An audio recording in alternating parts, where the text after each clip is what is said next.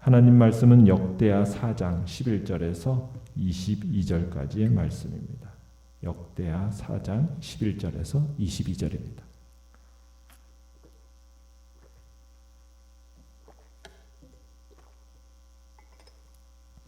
역대하 4장 11절에서 22절 우리 한 목소리로 같이 읽겠습니다. 시작. 후람이 또 솥과 부삽과 대접을 만들었더라. 이와 같이 후람이 솔로몬 왕을 위하여 하나님의 성전에서 할 일을 마쳤으니 곧 기둥 둘과 그 기둥 꼭대기에 공 같은 머리 둘과 또 기둥 꼭대기에 공 같은 기둥 머리를 가리는 그물 둘과 또 그 그물들을 위하여 만든 각 그물에 두 줄씩으로 기둥 위에 공 같은 두 머리를 가리는 석류 400개와 또 받침과 받침 위에 물두멍과 한 바다와 그 바다 아래에 소 12마리와 솥과 부삽과 고기 갈고리와 여호와의 전의 모든 그릇들이라. 후람의 아버지가 솔로몬 왕을 위하여 빛나는 놋으로 만들 때에 왕이 요단 평지에서 숫꽃과 스레다 사이에 진흙에 그것들을 부어내었더라. 이와 같이 솔로몬이 이 모든 기구를 매우 많이 만들었으므로 그 놋 무게를 능히 측량할 수 없었더라. 솔로몬이 또 하나님의 전에 모든 기구를 만들었으니 곧 금제단과 진설병 상들과 지성소 앞에서 규례대로 불을 켤 순금 등잔대와 그 등잔이며 또 순수한 금으로 만든 꽃과 등잔과 부젓가락이며 또 순금으로 만든 불집게와 주발과 숟가락과 불 옮기는 그릇이며 또 성전문 곧 지성소의 문과 내전의 문을 금으로 입혔더라. 아멘. 오늘 말씀의 제목은 가장 귀한 헌신으로 만나는 하나님이라는 제목으로 말씀을 나눕니다. 오늘 본문은 솔로몬이 두로의 장인 후람을 통해 만든 각종 놋기구와 금기구의 제작에 대해서 요약 정리하고 있습니다. 내용 관찰 문제 1번을 보시면 후람이 성전 건축 과정에서 만든 것은 무엇입니까? 11절과 16절을 보시면 후람은 솥, 부삽, 그리고 고기 갈고리, 그리고 모든 그릇들, 여호와의 전의 모든 그릇들이라고 그랬죠. 11절에서는 대접들 이렇게 얘기했습니다. 그러니까 솔로몬이 요구한 것들을 하나도 놓치지 않고 모두 해낸 겁니다. 또 12절, 13절을 보시면은 성전 앞에 두 기둥이, 놋 두 기둥이 서 있는데 그 장식들을 만들죠. 공 같은 머리, 또 그 공 같은 기둥 머리를 가리는 그물들, 그리고 또 석류 400개 이렇게 만들어냈습니다. 자, 그 다음에 14절에서는 또 물두멍을 만들었죠. 또 15절에서는 바다를 만들어냈고요. 그리고 그 받침대 소 12마리를 또 만들어냈습니다. 그러면서 17절에 가보시면은 이 후람이 이 모든 기구들을 숫꽃과 스레다 사이에 있는 요단 계곡의 진흙으로 틀을 만들고 그 위에 끓는 쇳물을 붓는 방법, 이런 방법으로 만들어냈다고 합니다. 그리고 18절에 가보시면은 성전 도구들을 만드는 작업에 사용된 놋쇠가 얼마나 많았는지 그 놋 무게를 측량할 수가 없었다. 아무도 모른다. 이렇게 이야기하고 있죠. 자, 내용 관찰 문제 2번을 보시면 지성소의 장식들과 기구들은 어떤 재료로 제작되었습니까?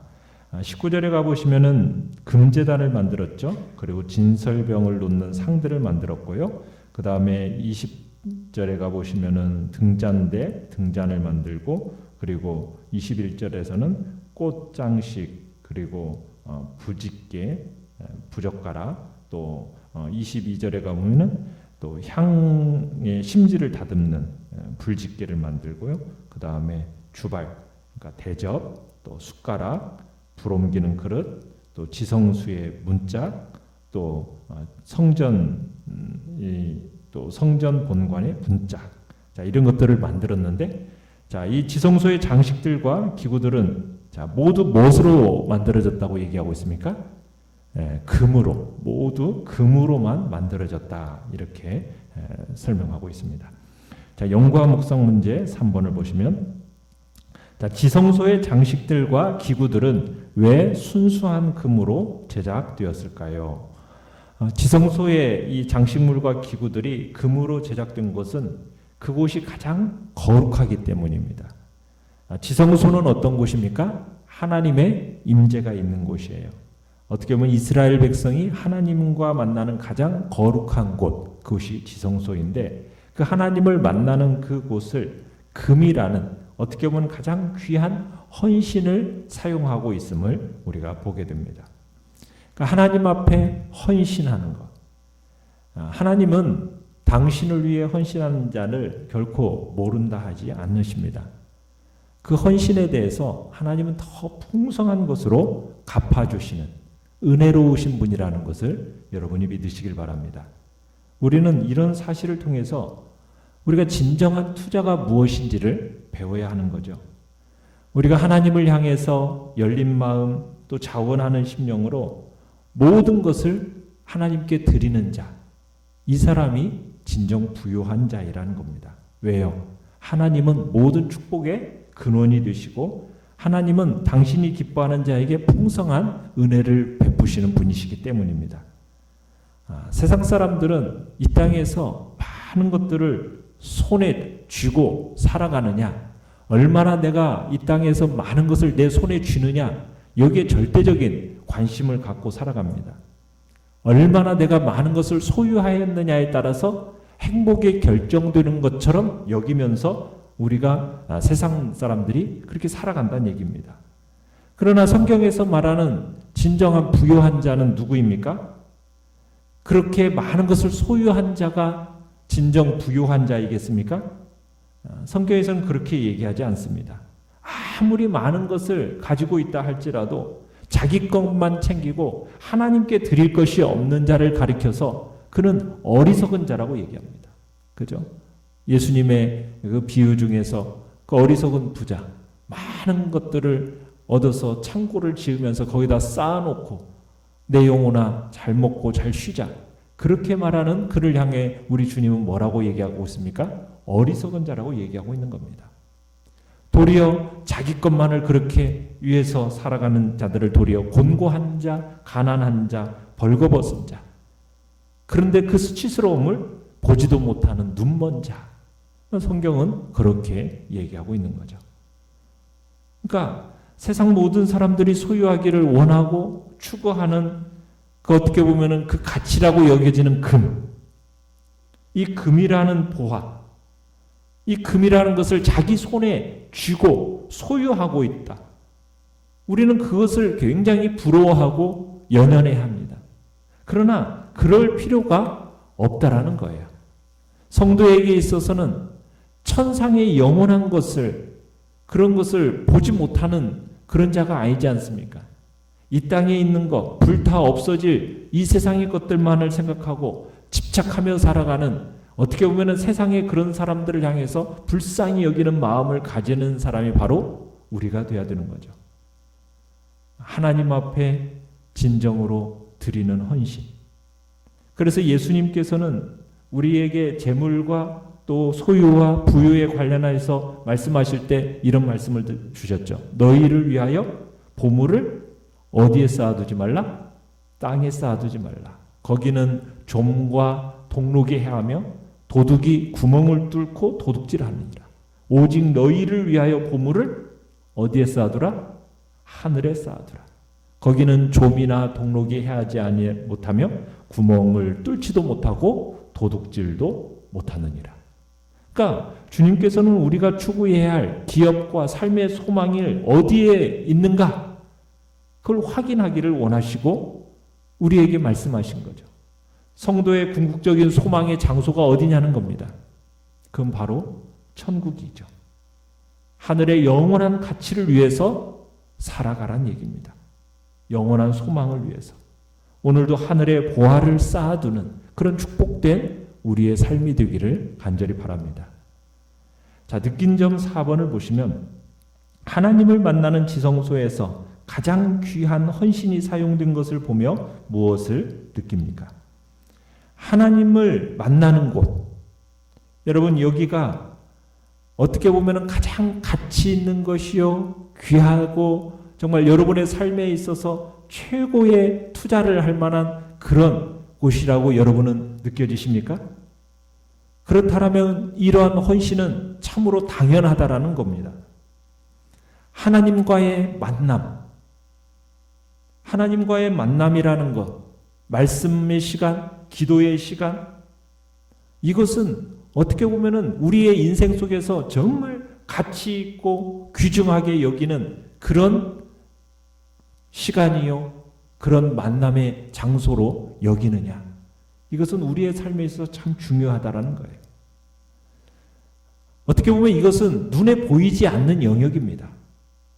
사람들의 눈에 어떻게 보면은 내가 하나님 앞에 말씀과 기도의 시간을 내가 얼마나 갖는가, 이건 구체적으로 드러나지를 않아요. 중요하다고 말들은 하지요. 하나님과의 만남이 중요하다라고 만남이 중요하다고 말들은 하지만 정말 그 시간을 드리는 것에는 인색합니다. 하나님과의 만남을 어떻게 보면은 중요한 시간까지 드리면서 그 시간을 드리면서 소중하게 여기는 사람이 이 시대 속에서는 점점 찾아가기가 어려워진다는 사실입니다. 진정 하나님을 귀중히 여기는 자라면 정말 하나님과의 만남에 기꺼이 자신의 시간과 물질을 사용하여 드리겠죠. 하나님과의 예배를 세상의 어떤 것보다도 소중하게 여기는 그런 자리에 있지 않겠느냐는 거예요. 사람은 주로 눈에 띄고 크게 드러나는 것, 그런 것에 마음을 두고 거기에 시각을 고정시킵니다. 그러나 하나님은 그렇지 않습니다. 하나님은 어떻게 보면은 그 사람이 위대한 사람인가, 악한 소인배인가, 그가 얼마나 크게 부각되어질 만한 일을 했는가, 여기에 있는 게 그것을 통해서 그 사람을 평가하는 게 아닙니다. 어떻게 보면은 사람들의 눈에 보이지 않는, 숨겨져 있는 그 작은 것 하나하나들이 얼마나 진실하게 가꾸어져 있는가, 그것에 의해서 그 사람이 위대한 사람인가 악한 소인배인가가 결정된다고 볼 수 있는 겁니다. 우리는 주님 앞에서 지금 어떻게 보면은 이 솔로몬이 만든 이 지성소라는 것은 보이지가 않는 겁니다. 사람들의 눈에 겉으로 보여지지 않는 장소예요. 사람의 눈을 의식하고 이 일을 한다면 정말 사람의 눈에 잘 띄지 않는 곳에 그냥 노스나 기타 재료 같은 걸 사용을 하고 겉에 드러나는 것에 화려하게 하겠죠. 그러나 하나님은 어디에 지금 금을 사용하게 하셨습니까? 지성소입니다. 눈에 보이지 않는 부분이에요. 그 부분에 하나님께서는 이 금을 사용하게 하셨고, 그 어떻게 보면 인간의 가장 귀한 헌신을 사용하게 하셨다는 사실입니다. 오늘 우리가 살아감에 있어서도 정말 하나님과의 만남, 예배의 자리, 개인적으로 하나님 앞에 말씀과 기도의 자리, 그것을 세상의 어떤 것과도 비교할 수 없이 최고의 가치로 여기고 하나님과 만나서 교제하는 이 시간과 또 내가 그것에 내 삶을 정말 충분하게 들어가겠다고 결단하며 나아가는 그 복된 마음을 주님은 아름답게 보시고 그를 통해서 하나님은 주의 영광을 더 풍성하게 드러내 주실 것입니다. 진정 하나님을 귀중히 여기는 자라면 하나님과의 만남에 가장 귀한 헌신이 사용되어야 하는 것이겠죠. 결단과 적용 5번을 보시면 나는 하나님께 예배할 때 순수한 마음과 가장 귀한 헌신으로 참여하고 있습니까? 내 인생 가운데 하나님을 향해 내가 할 수 있는 최선의 헌신이 있다면 무엇이며 어떻게 드릴 수 있겠습니까? 우리가 정말 하나님과의 만남의 자리를 세상의 어떤 것보다도 최고의 가치로 여기고 내 삶의 모든 것들을 헌신하여 그 자리를 사수하겠다라는 아름다운 결단이 우리 안에 있기를 간절히 바랍니다. 오늘의 기도 같이 읽겠습니다. 시작. 하나님을 만나는 예배를 귀하게 여기며 기도로 준비하고 최선의 헌신으로 참여하게 하소서. 아멘. 말씀을 생각하면서 기도하시고요. 이번 주 드려지는 예배를 정말 우리 성도들이 이 귀한 마음을 가지고 또 헌신하면서 주님 앞에 나오고자 하는 복된 마음들을 허락하여 달라고 위해서 기도해 주시기 바랍니다.